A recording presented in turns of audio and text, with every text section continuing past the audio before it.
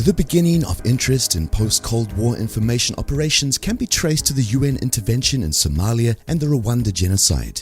Relatively honest and direct reporting from these war zones meant that the public opinion of Western countries was a factor that had to be considered by the political classes. Hence the complaining at the time about the so-called CNN effect, which forced the politicians to send and/or withdraw troops irrespective of what the elites actually wanted to happen at the time. The early methods of influencing the public opinion by manipulating the media, though reasonably effective, were not enough. We have seen their strengths and limitations during both wars against Iraq, in which the bulk of the media was effectively co-opted through the process of frequent press briefings, featuring no shortage of videos showing NATO bombs unerringly falling towards their obviously evil targets, and later by embedding the mostly male reporters in military units, which naturally had the dual effect of stoking their egos and adopting the military's point of view.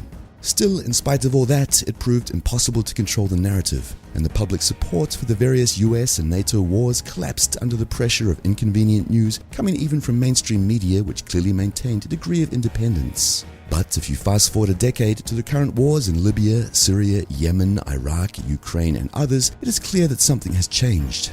There is one dominant narrative that is being pushed by literally every mainstream media source, irrespective of their ostensible ideological bent. No matter where you turn, you read or hear about Assad's barrel bombs, Gaddafi's massacres, or Russian aggression. These reports invariably represent a point of view that is not only completely one-sided, but also factually wrong, even on the most basic of issues. How did the US and NATO manage to achieve such an amazing discipline with the supposedly free and independent Western media? There are essentially three parts to the answer. State oversight of the media, co-opting individual reporters, disseminating propaganda through covert means. The first two are obvious enough and have been long practiced.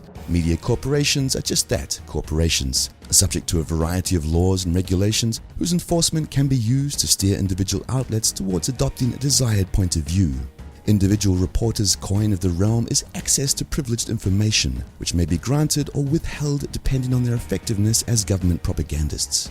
The third, the covert dissemination of propaganda, is new, and that factor likely explains the lack of variation from one media outlet to the next. The media are no longer merely encouraged to toe the official line, they have the stories planted for them to pick up through social media and other unofficial channels. The so-called investigations of the MH17 disaster is a case study, though a fairly crude one due to Ukraine's crude methods of information warfare.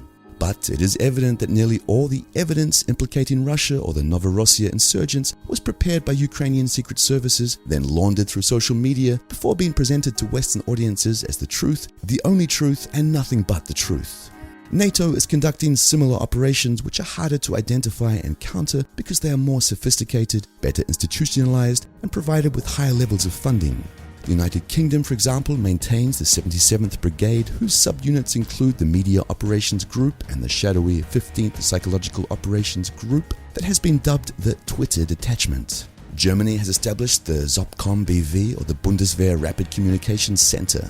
In the US, information operations against the US population appear to be the responsibility of the intelligence community, which is understandable considering the taboo on US military operations on US territory. As such, they remain largely out of public scrutiny, though their handiwork can be readily seen in the form of unverifiable reports from a variety of war zones and even placing specially prepared witnesses in front of congressional committees. Even non-NATO countries like Sweden are following suit by establishing their own information operations units intended for waging information war on its own population. At the NATO level, information operations are coordinated by NATO Doctrine JP 13.3 information operations, with practical applications honed by alliance-wide exercises such as the Multinational Information Operations Experiment, MNIOE. Western voters have been accepting of all these measures because they were sold to them as part of their country's counter-terrorism measures. What they fail to take into account is that terrorism is a phenomenon that knows no borders, with the enemy already present among Western societies, which means that if counter-terrorist information operations are to be effective, they also have to be aimed at Western publics.